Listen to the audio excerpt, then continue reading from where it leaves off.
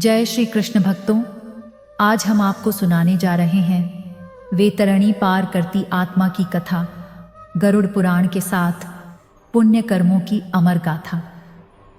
प्राचीन समय की बात है। मृत्यु के उपरांत आत्मा का मार्ग सरल नहीं होता। जब शरीर पंचतत्व में विलीन हो जाता है, तब आत्मा अकेली खड़ी होती है उस रहस्यमय मार्ग पर जहां उसे एक नदी का सामना करना होता है, एक भयानक, अकल्पनीय और पीड़ा देने वाली नदी, जिसे गरुड़ पुराण में वेतरणी कहा गया है। आखिर वेतरणी नदी का रहस्य क्या है? गरुड़ पुराण में वर्णन आता है कि वेतरणी कोई साधारण नदी नहीं है। यह रक्त, मांस, कीचड़, मल, मूत्र, कांचों और अग्नि से भरी होती है। यह आत्मा को उसकी समस्त कुकर्मों की पीड़ा एक साथ देती है। जो जीवन भर पाप करता है, जो दूसरों को कष्ट देता है, जो धर्म, दया, सेवा और सच्चाई से दूर रहता है, उसकी आत्मा इस नदी को पार करते समय भयंकर चित्कार करती है, रोती है, तड़पती है, लेकिन उसे कोई बचाने वाला नहीं होता। लेकिन गरुड़ जी पूछते हैं, हे भगवान, क्या कोई उपाय है जिससे इस भयंकर पीड़ा से मुक्ति मिले? भगवान विष्णु उत्तर देते हैं, हाँ गरुड़, यदि कोई व्यक्ति जीवन में 7 विशेष पुण्य कर्म करता है तो उसकी आत्मा इस वेतरणी को बिना कष्ट के पार कर जाती है। गाय की पूंछ को पकड़कर, जैसे बच्चा अपनी मां की उंगली पकड़कर नदी पार करता है। भक्तों, आइए जानते हैं वे 7 दिव्य पुण्य कर्म जो आत्मा को वैकुंठ के द्वार तक पहुंचा सकते हैं।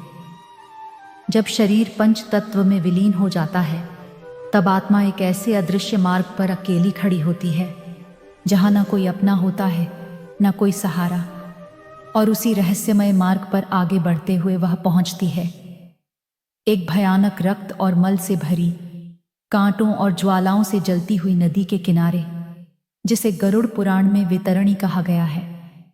यह नदी साधारण जलधारा नहीं, बल्कि पापियों के लिए शुद्ध नरक की अनुभूति है। जो आत्मा जीवन भर धर्म, सेवा, दया और सत्कर्मों से विमुख रही होती है, उसे इस नदी में घसीटा जाता है। उसकी चीखें और तड़प भी उस समय कोई सहायता नहीं कर सकती। लेकिन यदि आत्मा ने जीवन में 7 विशेष पुण्य कर्म किए हो, तो यह वेतरणी स्वयं सहायक बन जाती है। भगवान विष्णु ने गरुड़ को बताया कि ये 7 पुण्य कर्म आत्मा के लिए स्वर्ग का द्वार खोल सकते हैं। पहला पुण्य है गौदान। गौ माता पृथ्वी का चलता फिरता स्वरूप है। वेदों में वर्णित है कि जिस घर में गौ निवास करती है, वहां लक्ष्मी स्थायी वास करती हैं। जब कोई व्यक्ति श्रद्धा से गौ का दान करता है, चाहे वह संपूर्ण गौ हो या गौशाला में चारा पानी देकर उसकी सेवा, तो वह पुण्य फल रूप में उस आत्मा को वेतरणी पार कराने की सामर्थ्य देता है। मृत्यु के बाद वही गौ आत्मा को पूंछ पकड़ाकर उस नदी के पार ले जाती है, जैसे एक मां अपने बालक को गोदी में लेकर उफनती धारा पार कर जाए। दूसरा पुण्य है तीर्थ यात्रा और तीर्थदान। जब व्यक्ति श्रद्धा से पवित्र तीर्थों जैसे काशी, हरिद्वार, गया, बद्रीनाथ, पुष्कर, रामेश्वरम आदि में स्नान करता है, वहां ब्राह्मणों को अन्न, वस्त्र, स्वर्ण या भूमि दान करता है, तब वह अपने पूर्वजों की आत्मा को तृप्त करता है और अपने भविष्य के पथ की बाधाओं को शुद्ध करता है। गरुड़ पुराण कहता है कि तीर्थों में किया गया एक एक जलकण करोड़ों जन्मों के पापों को हर लेता है। तीसरा पुण्य है पिंडदान और श्राद्ध। मृत्यु के बाद आत्मा को परलोक की दिशा में सहारा चाहिए होता है, और वह सहारा उसके वंशज द्वारा किए गए तर्पण, पिंडदान और श्राद्ध से ही प्राप्त होता है। गया, हरिद्वार, प्रयाग, पुष्कर जैसे तीर्थ स्थलों में पिंडदान करने से पितृ तृप्त होते हैं और मृत्यु के समय वे ही आत्मा की सहायता करते हैं। जो पुत्र श्राद्ध नहीं करता, वह पितृण में डूबा रहता है। और उसका जीवन संघर्षों से भर जाता है। चौथा पुण्य है अन्नदान। गरुड़ पुराण में कहा गया है कि अन्न पर दान मृत्यु के पश्चात आत्मा 11 दिनों तक भूख प्यास से तड़पती है और केवल वही आत्मा इस पीड़ा से बचती है जिसने जीवन में भूखे को अन्न दिया हो। अन्नदान ऐसा पुण्य है जिसे स्वयं देवता भी वंदन करते हैं और मृत्यु के बाद आत्मा के मार्ग पर अन्न रूपी दिव्य ऊर्जा बनकर वह शक्ति स्वयं प्रकट होती है। पांचवा पुण्य है हरि नाम स्मरण। जब व्यक्ति जीवन में भगवान के नाम राम, हरि, गोविंद, नारायण का जप करता है तो वह अंत समय में भी निडर रहता है। जो अंतिम समय में हरि नाम लेता है उसके पास यमदूत नहीं आते बल्कि विष्णु के दूत उसे लेने आते हैं और स्वर्ण विमान पर बैठाकर उसे बैकुंठ ले जाते हैं। गरुड़ पुराण के अनुसार नाम स्मरण मृत्यु को एक उत्सव बना देता है। कृष्ण महामंत्र हरे कृष्ण कृष्ण कृष्ण हरे हरे, हरे राम राम राम हरे हरे है। यह मंत्र, जिसे महामंत्र भी कहा जाता है, भगवान कृष्ण और राम के नामों का जाप है। इस मंत्र का जाप करने से मन शांत होता है और आध्यात्मिक लाभ मिलता है।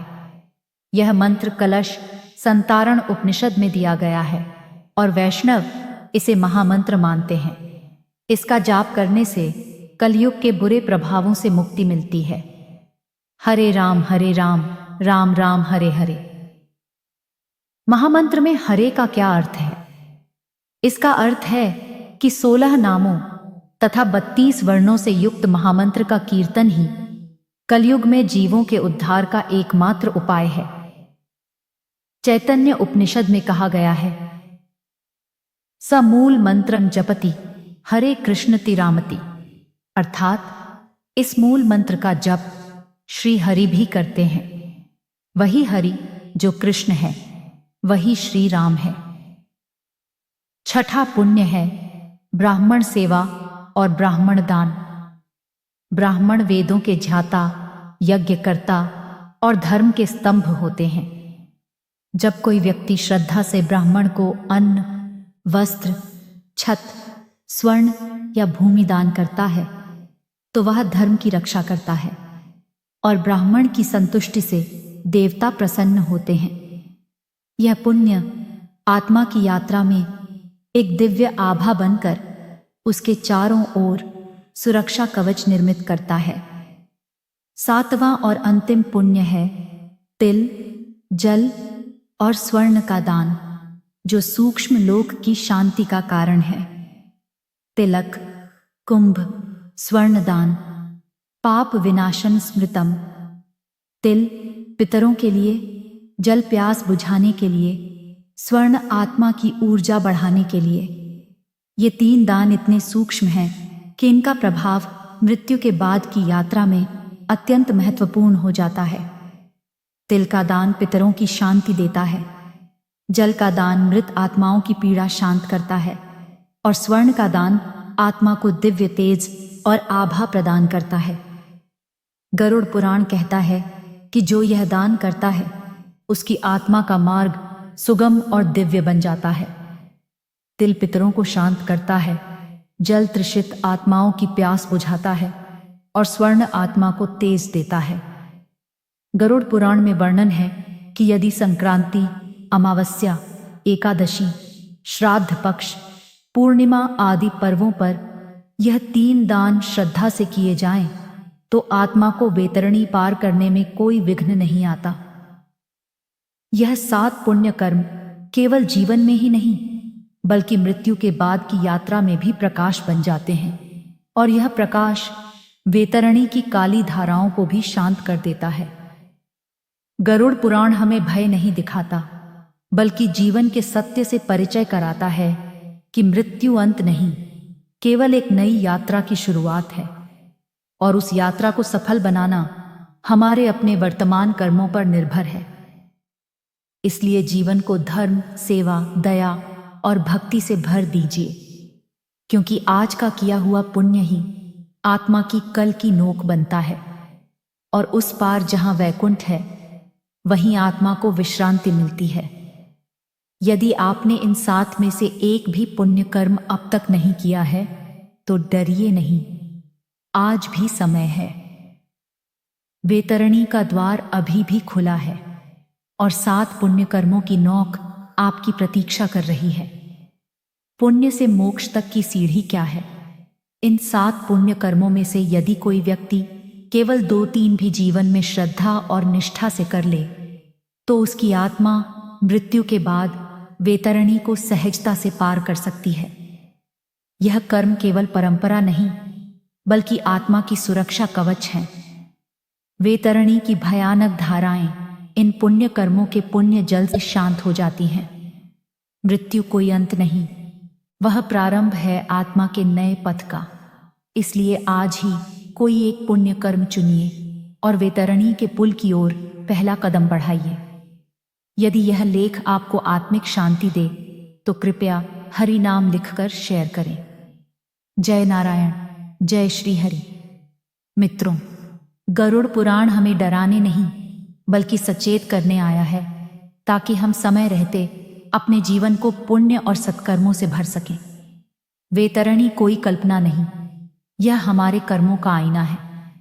यदि जीवन में यह 7 दिव्य पुण्य कर्म अपनाए जाएं, गौदान, तीर्थदान, पिंडदान, अन्नदान, हरि नाम स्मरण, ब्राह्मण सेवा और तिल जल, स्वर्ण दान, तो मृत्यु भी मुस्कुराहट में बदल सकती है।